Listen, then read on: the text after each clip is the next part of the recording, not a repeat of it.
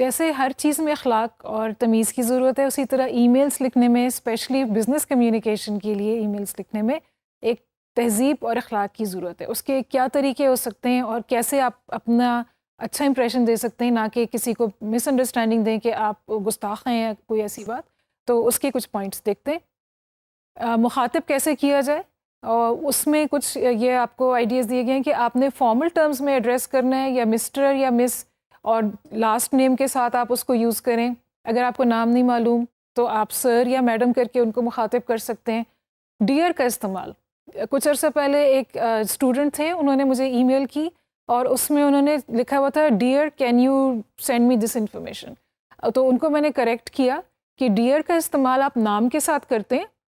अगर आप सिर्फ डियर करके बात करेंगे तो उसका मतलब बहुत बेतकल्लुफ़ी का होता है और वो मुनासिब नहीं है। तो this is an important thing to remember. अक्सर लोग जो हैं वो डियर करके लिखते हैं, लेकिन अगर आप कहें dear Ayesha I need this information, that is formal. लेकिन आप कहें dear I need this information, that is very informal. It is not suitable for any business communication between man and women, man and man, women and women, उससे कोई फ़र्क नहीं पड़ता। Dear always comes with the name. So this is my own personal experience, I thought I share that with you. और जब आप किसी को कोई थ्रेड चल रहा है ईमेल का, उन्होंने की, आपने की, उन्होंने की, तो हर बार आप उनको दोबारा से मुखातिब करके लिखें। अगर किसी ने आपको कहा है कि ये कर दें या ये भेज दें, तो आप सिर्फ ओके ना लिखें, तो एटलीस्ट उनको मुखातिब करें, लिखें okay I will do it, या कोई प्रॉपर सा जुमला करके, and that is a proper email, बजाय इसके कि एक लफ्ज़ या दो लफ्ज़ लिख दें और उसके ऊपर कोई सैल्यूटेशन या कोई एड्रेस ना हो। और फॉर्मल रखें, जो आप किसी को एड्रेस करें उसको फॉर्मल रखें।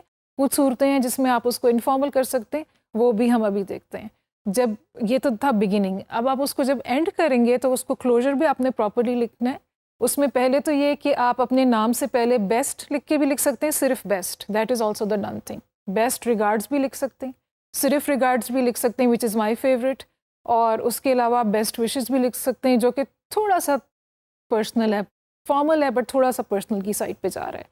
तो उसके बाद आप अपना सिग्नेचर जो है वो आप बना के रखें, जो कि आपकी ईमेल्स में एंड पे ऑटोमेटिकली आ जाता हो, जिसमें आपकी मुकम्मल मालूमात हो, ताकि आपको किसी को बताने की बजाय, या किसी ने अगर आपका फेसबुक पेज देखना है, ट्विटर अकाउंट देखना है, कोई पोर्टफोलियो जहाँ पे आपका है, या कोई कोई आपसे रब्ते की इन्फॉर्मेशन, आपकी कोई डिग्री जिस पे आप बहुत प्राउड है, वो आप चीज़ें थोड़ी सी बना के एक परमानेंट अपना सिग्नेचर बना के रखें, और उसमें जो है वो हर ईमेल में वो आपका साथ में जाना चाहिए। अगर आपको शक है कि मैं फॉर्मल होना चाहिए या इनफॉर्मल होना चाहिए, तो इट इज़ बेटर कि आप गलती इस तरफ करें कि आप ओवर फॉर्मल हो रहे हैं, बजाय इसके कि आप गलती इस तरफ करें कि आप खामखा बेतकल्लुफ़ हो रहे हैं। क्योंकि ज़्यादा फॉर्मल होने से कोई बुरा नहीं मनाएगा, लेकिन आप ज़्यादा इनफॉर्मल हुए तो वो that may damage things, specially कि अगर आपको पता ना हो कि अगला किस जहन का या किस तबीयत का मालिक है। सारे वेस्टर्न कल्चर्स में अगर आप सोच रहे हैं कि ये तो कोई यूरोप में क्लाइंट है या ब्रिटिश क्लाइंट है, तो ये तो लोग तो बहुत बेतकल्लुफ़ होते हैं, तो मैं भी इनको ज़रा बेतकल्लुफ़ से करता हूँ। ब्रिटिश लोग, जैसे आपको मालूम है, they are very formal. US में आपको मालूम है इमिग्रेंट्स पूरी दुनिया के हैं, ज़रूरी नहीं है कि वो सब एक ही मिजाज के और एक ही लेवल ऑफ इनफॉर्मेलिटी को पसंद करने वाले लोग हों। So it's better to err on the side of formality. Careful रहें और इतनी आप वो ना करें कि आपको बाद में शर्मिंदगी हो या आप इस वजह से किसी को ऑफेंड कर दें। और जितनी भी, चाहे अगर आप हेलो या हाय भी अगर आप यूज़ कर रहे हैं, तो अप्रिसिएशन शो करना, ग्रैटिट्यूड शो करना, दोज आर कंपल्सरी। किसी इनफॉर्मल से इनफॉर्मल कल्चर में भी आपने ये हमेशा शो करना है। कोई भी चीज़ किसी ने आपको भेजी, काम दिया, अपॉर्चुनिटी दी, कोई इन्फॉर्मेशन शेयर की, always thank them for it, that's very important. दूसरा ये है कि आप, ये भी हो सकता है कि आप शुरू में फॉर्मल हो, और अगर आपको लगे कि सामने वाला बहुत इनफॉर्मल है या वो हेलो या हाय यूज़ कर रहा है, तो बी अ रिफ्लेक्टिव लिसनर, यानी कि आप सुने और उनको सुन के सीखें, और फिर आप उसी हिसाब से अपने टोन को थोड़ा सा मॉडिफाई कर सकते हैं। क्योंकि अगर आप, वो बहुत इनफॉर्मल है और आप बहुत ही फॉर्मल हो रहे हैं, so that is also a bit of a mismatch, तो वो भी that can also get in the way. लेकिन ये कि आप अपने क्लाइंट की तरफ से इस चीज़ का इंतज़ार करें, wait to see how they are acting and then respond accordingly. Otherwise आप अपने फॉर्मेलिटी के पैरामीटर्स को वायलेट ना करें। जब आप किसी को मुखातिब करें ईमेल में, तो मेक श्योर कि अगर वो फॉरेन नेम्स हैं जिनसे आप वाकिफ़ नहीं हैं, तो एक दफ़ा पक्का कर लें उनको मिस्टर या मिस कह के मुखातिब करने से पहले, कि वो ये ना हो कि आप मर्द को मिस कह के मुखातिब कर रहे हो या वाइस वर्सा। हो सकता है this can be a funny mistake, हो सकता है मुझे ऐसी ईमेल आए calling me mister Ayesha, I may find it funny, लेकिन हो सकता है कोई उसको बुरा भी मना सकता है। So it's better to be careful. और जब क्लाइंट से किसी से बात करें तो आप समझें कि आपसे सीनियर इंसान है, हो सकता है वो उम्र में कम हो या वैसे फ्रेंडली हो या इनफॉर्मल हो, लेकिन उसको आप एक सीनियरिटी का रुतबा ही दे के और उसी हिसाब से फिर ये आप अपने जहन में रखेंगे तो आप उसको सही एक फॉर्मल उसके ऊपर चलेंगे। ऑल्सो कल्चर्स में बास चीज़ें डिफरेंट होती हैं। हमारे कल्चर में ये है कि अगर हम लेट हैं तो हम बताएंगे कि ओ मेरी खाला आई हुई थी, मैं उनको एयरपोर्ट से पिक करके आया इसलिए मैं लेट हो गया। सब कल्चर्स में ये नहीं होता। सो इसलिए डोंट गो देयर। अगर आपने कोई बात करनी है, आप अगर किसी चीज़ पे लेट हुए तो आप उसकी वैसे ही माजरत करके बात कर लें।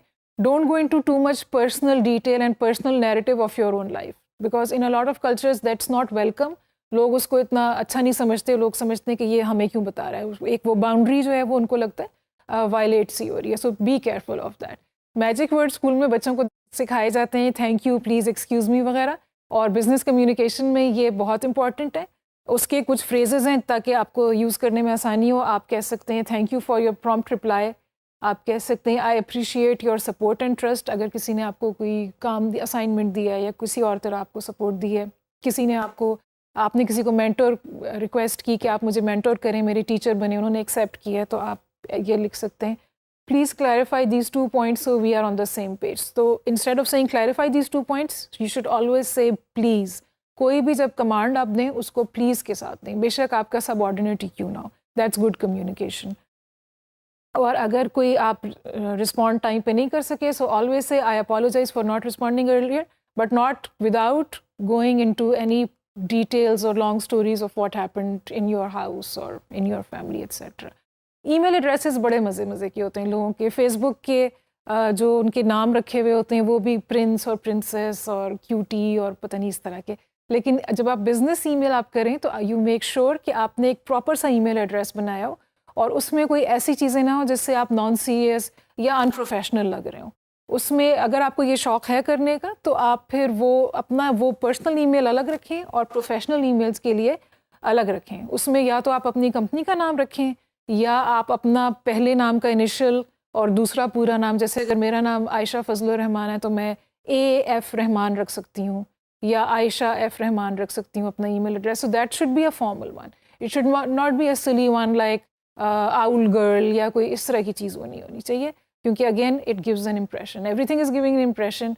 और जहाँ पे कंपटीशन इतनी है और इतने सारे लोग हैं तो आप you don't want to miss out on an opportunity सिर्फ इसलिए कि आपने ईमेल को अपना बड़ा कोई सेल्फ एक्सप्रेशन का टूल बनाया हुआ था। आखिरी स्लाइड में सबसे इम्पॉर्टेंट बात है, अक्सर हम ईमेल जब करते हैं ऑब्वियसली इट्स समथिंग रिटन, एक दफ़ा गई तो गई, ठीक है, तो उसको मतलब with in a few second उसको आप कई दफ़ा रिकॉल कर सकते हैं, बट मोस्टली नॉट।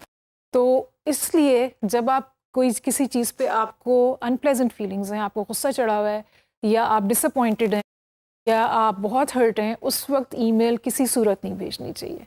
आप अपनी ईमेल उस वक्त अगर आपने लिखी है उसको कम से कम 24 घंटे रखें, सो जाएं, एक दफ़ा एक रात उसको अपने गुस्से को ठंडा होने के लिए दें, फिर उठ के देखें उसको वो कैसी लगती है, किसी और को भी दिखाएं, उस पर ओपिनियन ले किसी का, और मेक श्योर कि उसको ईमेल को आप दोबारा से पढ़ें दूसरे शख्स ने जो आपको भेजी है जिस पे आप परेशान हैं। मे बी यू मिसअंडरस्टूड, हो सकता है उन्होंने वो बात की ही ना हो और आप एकदम से आपकी वो रेड लाइट जल गई और आपने सोचना छोड़ दिया, आपका वो सर्वाइवल इंस्टिंक्ट वाले आप मोड में चले गए। So make sure you read what they wrote. आप अपनी ईमेल को भी रखें, अपने आप को ठंडा करें और किसी और से मशवरा करके फिर उसको भेजें, क्योंकि वो तो एक दिन बाद आप भेजने उसमें कोई हर्ज नहीं है, लेकिन एक दफ़ा अगर आपने भेज दी तो जो डैमेज हो गई उसको वापस करना मुश्किल हो सकता है। तो these are some points to keep in mind when you are writing emails, ताकि आप इखलाक के साथ करें।